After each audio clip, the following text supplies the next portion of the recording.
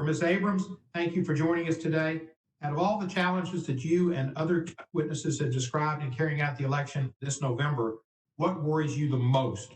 Is it intentional voter suppression, or is it sheer incompetence, or some combination of the two? Ms. Abrams? Thank you, Mr. Chairman. Let's understand that voter suppression takes three forms. Can you register and stay on the rolls? Can you access a ballot? And can you get your ballot counted? As a number of the witnesses have testified, voter registration remains a challenge, as does voter purging based on false information and poor, use your language, incompetence often that removes people from the rolls unnecessarily.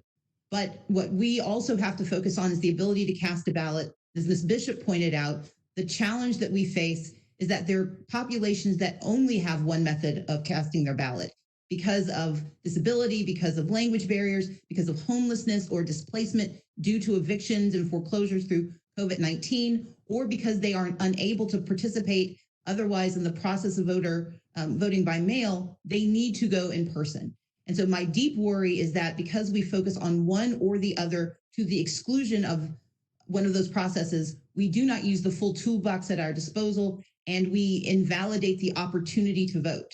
And I would like to point out to this committee that South Korea, which began experiencing COVID-19 infection rates at the exact same time as the United States, managed to scale up a national election on April 15th that had the single highest voter turnout they've seen in 30 years. They did it through a combination of investing in vote by mail, but also meeting the guidelines for health protection when people went to vote in person. That is why the critical nature of the HEROES Act says that we don't pick one or the other, but we absolutely fund the states, as Secretary of State Benson pointed out. We fund states to scale up their existing capacity. 34 states vote by mail already. 34 states have vote by mail with no excuses. 16 require excuses. And as Mr. Ho pointed out, there's only a handful of states right now that are refusing to expand that access because of restrictions on who can provide an excuse. But if we do all three, if we provide in-person voting early, in-person voting on election day, and vote by mail, then we will not have to face the questions of incompetence, because any challenges to the voting process can be met by allowing people to utilize another methodology. Thank you, Ms. Abrams. Secretary Benson, President Trump falsely accused you of illegally sending millions of mail-in ballots to Michigan voters. You explain what Michigan actually did, and in your mind, is this a partisan issue? Thank you for the question and the opportunity to again restate and clarify exactly what we did in Michigan. We feel that educating voters about their choices and rights in the midst of this pandemic is exactly the job of secretaries of state, chief election officers right now. What I did in Michigan, as several of my colleagues in West Virginia and Iowa and Nebraska and Georgia have also done, is simply mail an application to every registered voter for them to request to vote by mail and receive a ballot through the mail in August and in our August primary and in our November elections. Now, that's something that in particular has been called for by the voters I serve and work for in their effort to amend our Constitution in 2018 to create a right to vote by mail for every citizen in our state. So in my view, this is not nearly a partisan issue and certainly shouldn't be one.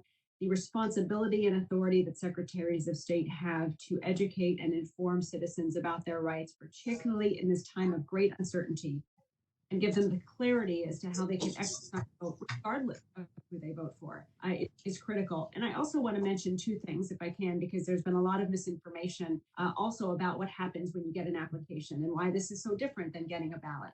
An application simply enables the voter to both affirmatively request that they'd like to vote by mail and confirm their identity when they do so. It actually enables us to clarify and clean our lists in a way that ensures that we're accurately delivering vote by mail to our citizens who are rightfully registered to vote, and addressing issues as they may arise if there are voters who may have been recently deceased who are on our list that we then can learn about and take steps to remove. So the other piece of this is our effort in Michigan has actually enabled us to increase the integrity of the elections, to increase the accuracy. Secretary Benson, let me ask you this. Did any Republicans complain about the results of the election and claim there was fraud in the absentee votes? No. not in the May election?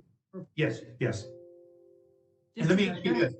It was mentioned that the post office didn't get some ballots delivered on time in DC. If a person asks for an absentee ballot and doesn't get it on time, can they not still go to the election booth if they can make it and ask to vote in person? Yes, at least in Michigan, which I can say with authority, in Michigan, if you don't, one, we can track when ballots have been received, and we're implementing a voter tracking system so that voters can track that receipt and return of ballots as well, so that they can plan ahead. But yes, if for whatever reason you haven't received or just have chosen not to return your ballot prior to the election, you will always have in Michigan the option to show up in person, surrender your ballot if you have it, or simply note that it's voted and then vote in person. Thank you. Mr. Ho, just my time's running out. You mentioned that Tennessee is having an election jurisdiction, a court action. What if the suit is successful? What are some of the dangers of having these issues decided by the courts? Thank you for that, Chairman Cohen. So you broke up for a minute there, so I wasn't quite sure what your question was. We're in court right now in Tennessee. What are some of the dangers, successful, even if it's successful, of having these issues determined in court rather than by the legislature? Well, I think it's best for these kinds of issues to be resolved in advance of the election, as far in advance of the election as possible, to give elections authorities the time that they need to prepare. I think that's obviously the ideal way to do it. But where a legislature won't do that, such as the case in your home state of Tennessee, there's no choice. If we want all voters to have the option, the choice, not to risk their health when they're exercising their right to vote, we have no choice but to go to court. And that hearing is underway right now as I speak in Chancery Court in Davidson County.